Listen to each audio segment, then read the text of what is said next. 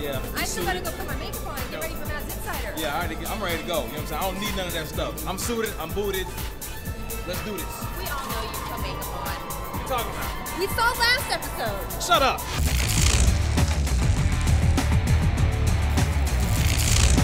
Hello and welcome to another edition of Mavs Insider. My name is Allie D and this is Ro Parrish and you are dancing because it is springtime, ladies and gentlemen. It's spring again. I just love springtime. It's the first day of spring. I just love ladies in like sundresses and basketball too, like March Madness and all that good stuff, but really the ladies. Bro, focus here. We have a show to do. Hello. Yeah, I guess you're right. But you know, the one thing that can take my focus away from a lady in a nice sundress is, watching those Mavs on a fast break. I think we should check it out in the opening tip. Yes, I'm sure OJ Mayo is very happy that you'd rather watch basketball than a nice lady in a sundress. See, what had happened was... Opening tip, go.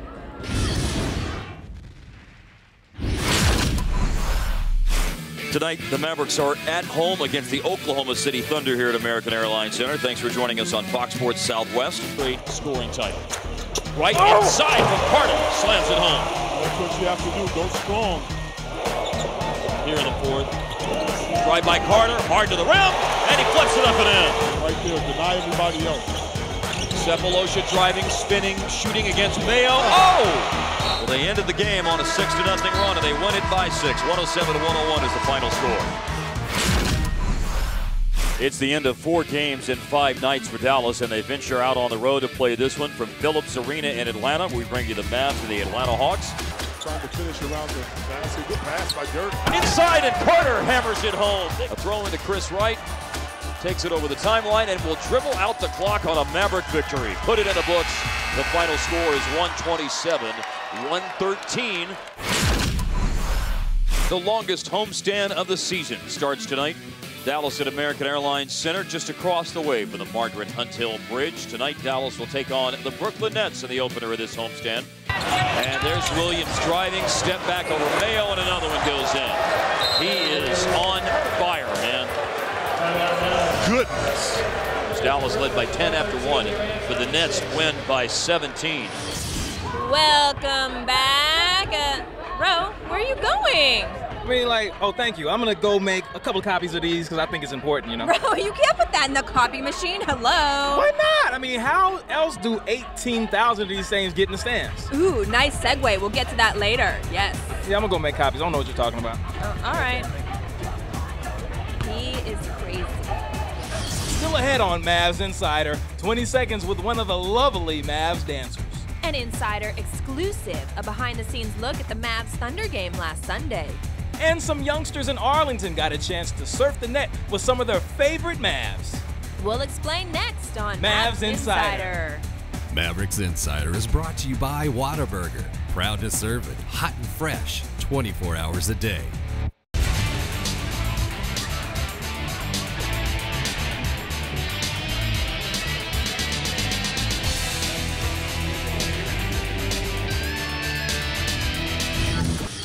Welcome back to Mavs Insider. Oh, Ro. Hold up, did I miss my stand-ups? No, we're just about to start. Perfect, because I just got back. I made a couple of copies just like I told you I was going to do. Ro, there is no way you made copies of those in a regular copy machine. Really, Allie? Yeah? No, I actually got it done. In fact, I'm going to show you how I got it done right now. Ooh, I'd love to see. That's called a segue. Good job. Roll the tape.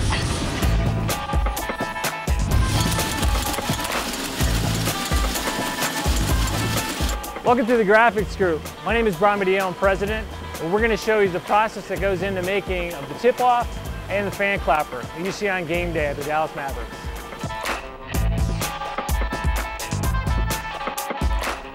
So whenever we get files in from the Mavericks, it comes back into our pre-press department where Deborah takes the files and she looks at everything, make sure that everything's correct, make sure that all the colors are correct, make sure all the placement's correct. Once the artwork has been approved by the client, by the Mavericks in this case, it comes over to this machine and the 4 plates are made, the cyan, magenta, yellow, and black plates.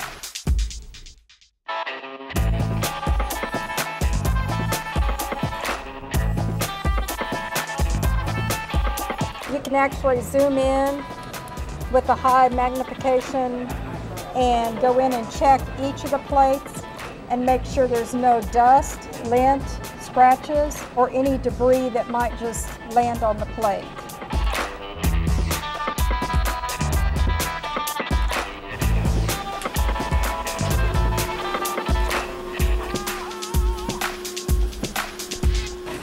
You can see here what we have is a feeder, and as the press sheets run through, you can see how it'll pick up colors for each of the cylinders.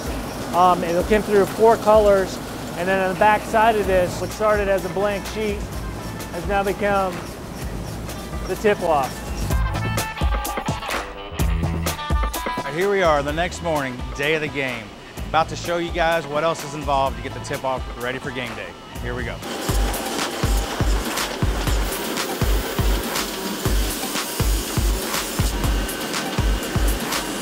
All right, once the sheets come off press and they're dry and ready to go, we got to come over here to the cutter. And this is where they take the sheets, they put them on the tumbler, get all the air out between the sheets, get it on there, cut it down, and get it ready for the folders.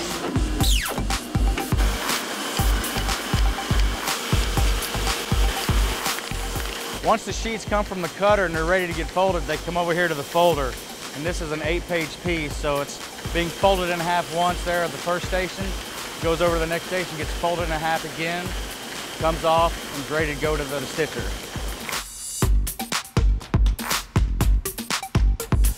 You got the insert that drops down first, then you got the 8-pager that drops down, and then the cover that drops down, and there at the end, it all gets saddle stitched together.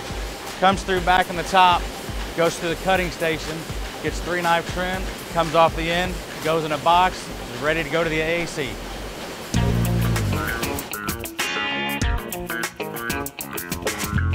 Here we are on press again with the item that everybody knows and loves, the fan clapper.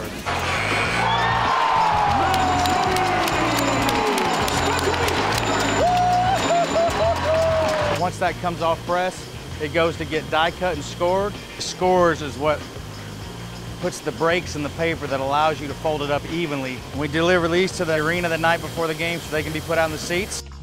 Do you feel it? Yo, the sound's been on to bring the house down. That's right. Do you feel it? Yo, the sound's been on to bring the house down. Do you feel it?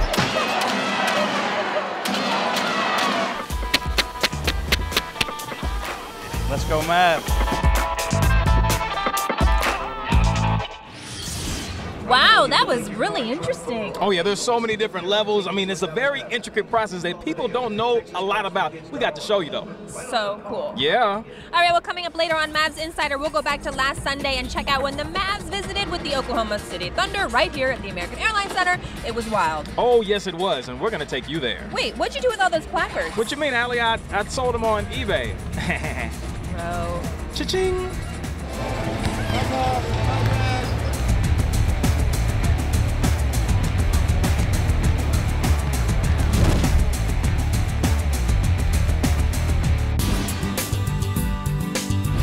What do you want?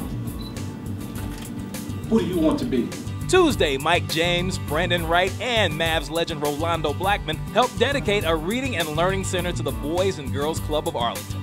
It's the 12th Reading and Learning Center the Mavs Foundation has dedicated since its inception. The kids received 12 new computers, new furniture, and other decorations, which will go a long way towards their development as young adults. I believe that a success story is anyone that's doing something that they enjoy doing every single day. And these kids have to see that, you know, not just being a professional athlete makes you a success story, but there's a need for doctors, lawyers, for teachers, and then they're the next generation, and they're going to be the next generation doctors. And so if we don't inspire them to continue to keep fighting for their dreams, well, then it's going to be a lack in the future. And so we have to continue to keep giving back, not just, you know, physically, but mentally, spiritually, and helping them know that, you know, whatever they want to be in their future, they have that ability to become it. To learn more about the Mavs Foundation and how to get involved, visit mavsfoundation.com. Oh man, those youngsters had a great time in Arlington. Yes, you know what else was great? Last Sunday right here at the American Airlines Center when the Mavs took on the Oklahoma City Thunder. It was crazy. Yes, it was crazy. That I-35 rivalry with the Mavs and the Thunder has a lot of history in a very, very short time. We're going to show you a little bit about it. Yeah, let's take a look and see just exactly how awesome that was here. Let's go.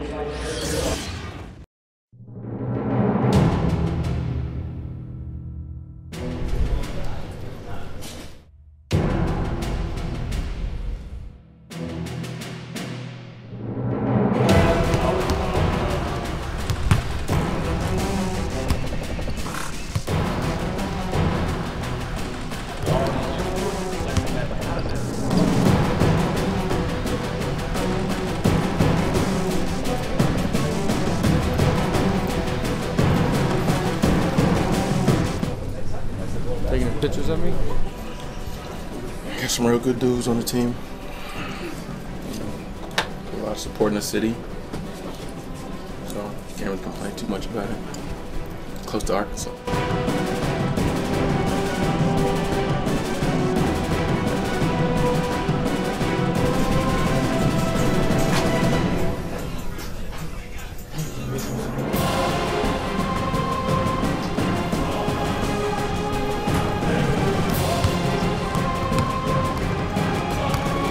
As always, when you play a good transition team, you got to make sure that you're taking care of the ball on your end. Since 2 games in this series have gone to overtime and both teams are playing great, it'll be interesting to see if this game goes down to the wire like it should.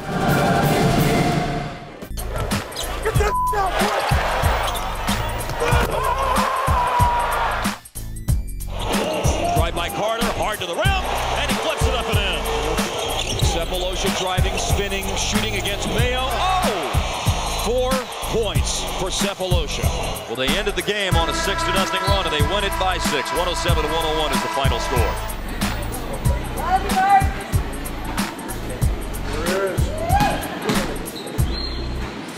And that was your backstage pass, as only Mavs Insider can do. Of course, this is how we do. Now it's time to take a look at one of your favorite Mavs players. Yes, that's right. In just 24 seconds, we'll learn everything you wanted to know.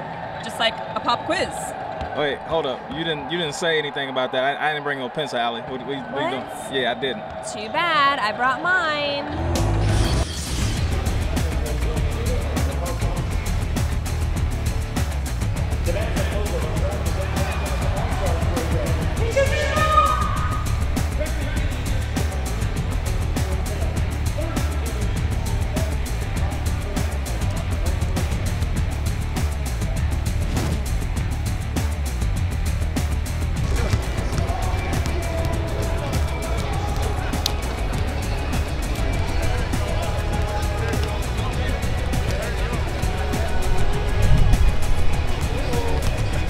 That's why he's so strong.